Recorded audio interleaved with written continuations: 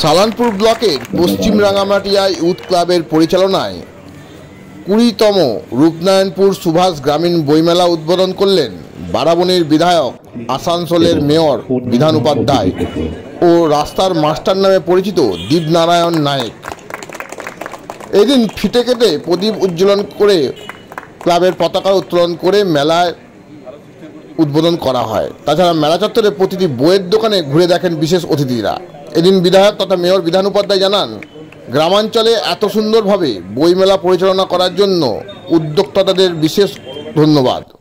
তিনি বইমেলা এলাকাবাসীদের আসার জন্য আহ্বান জানান ও বই কেনার জন্য অনুরোধও করেন। তিনি বলেন, বইমেলায় আসুন, বই কিনে বই পড়ুন, কারণ এখনও সমস্ত মানুষ মোবাইল ফোনে এত ব্যস্ত হয়ে পড়েছে যে বই পড়ার সময় নেই তাদের কাছে।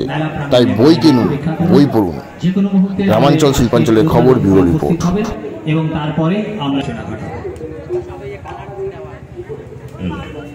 মেলা প্রাঙ্গণের ভেতরে যারা রয়েছেন তাদের কাছে একান্ত অনুরোধ, মেলা প্রাঙ্গণের ভেতরে ইতিমধ্যেই যারা রয়েছেন তাদের একান্ত অনুরোধ, আপনারা প্লিজ বাইরে চলে আসুন।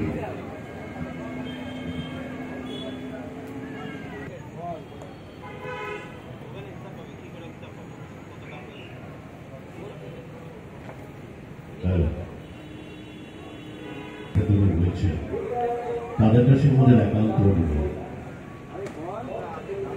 20 বর্ষের সুভাষ গ্রামীণ বইমেলা আনুষ্ঠানিকভাবে, সেই সঙ্গে অন্যান্য বিশিষ্ট অতিথিবৃন্দ রয়েছেন। সকলের হাত দিয়ে আমাদের আজকের অনুষ্ঠানের শুভ সূচনা হলো। অতিথিবৃন্দ, আমাদের বিশিষ্ট অতিথিবৃন্দ এখন সেই সমস্ত স্থল প্রদক্ষিণ করবেন। তারপর ক্লাব পতাকা উত্তোলিত হবে এবং ধীরে ধীরে আমরা অনুষ্ঠানকে এগিয়ে নিয়ে যাব। আমাদের মঞ্চের অনুষ্ঠান উপস্থিত রয়েছেন শ্রী দীপনারায়ণ নায়ক, যাকে পথের মাস্টার বলে এই মুহূর্তে খ্যাতি দেওয়া হয়েছে। তার কর্মকাণ্ড সম্পর্কে আপনারা অনেকেই জানেন। আরো বিষয় করেছি শিক্ষাক্ষেত্রে। এছাড়াও তাইওয়ানের অন্যতম যে সম্মান এডুকেশন সেক্টরে, সেটাও আর কি আপনাদের ভালোবাসাতে আমি নিয়ে আসতে পেরেছি ইন্ডিয়ার জন্য, একমাত্র ভারতীয় হিসাবে। এছাড়াও দেশে বিদেশে বহু সম্মান রয়েছে। শিক্ষক যিনি করোনার সময় নিজের বিপদ ভুলে ছাত্রছাত্রী যারা ছিল, যাদের কেউ নাই, তাদেরকে পড়িয়েছেন, এরকম একজন মানুষ দীপনারায়ণ নায়েক। তাকে আমরা পেয়েছিলাম এবং আমাদের প্রথা, এবং আমরা বলেছিলাম যে বিধানদা তো থাকছেন, বিধানদার সাথে থাকবে দীপনারায়ণ নায়েক।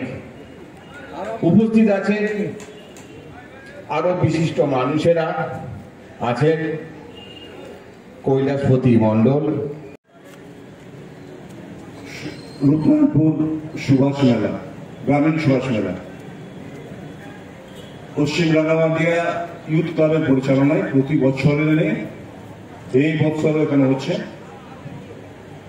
এই বছরও এখানে হচ্ছে। তো উদ্বোধনে আমার সাথে উপস্থিত আছে আমাদের আরমানদা আছে, আমাদের পঞ্চায়েত সমিতির সভাপতি আছে, সহসভাপতি আছে, প্রধান আছে, আমাদের মানে যাকে প্রিন্সিপাল স্যার আছে, আমাদের চিত্তরঞ্জন কলেজ ভোলা আছে, দেবীবাবু আছে। এবং আমরা সত্যিকারের, আমার কাছে অনেকবার এসছে মানে দীপনারায়ণ, তখন আমি জানতাম না যে এত বড় মাপের মানুষ, মানে এত ভালো কাজ করছে। তো তাকে অনেক অনেক অভিনন্দন রইল আমাদের পক্ষ থেকে, বারাবণী বিধানসভার পক্ষ থেকে, আসানসোল কর্পোরেশনের পক্ষ থেকে, এবং এখানে উপস্থিত সমস্ত যারা বই প্রেমী রয়েছেন, বই যারা পড়েন সবসময়, তারা সকলে এসছেন। যেহেতু আর কয়েকদিন পরে আমাদের বাংলা নববর্ষ পড়ছে, সবার সাথে একসাথে দেখা হবে না, তাই সুযোগটা পেয়ে গেছি।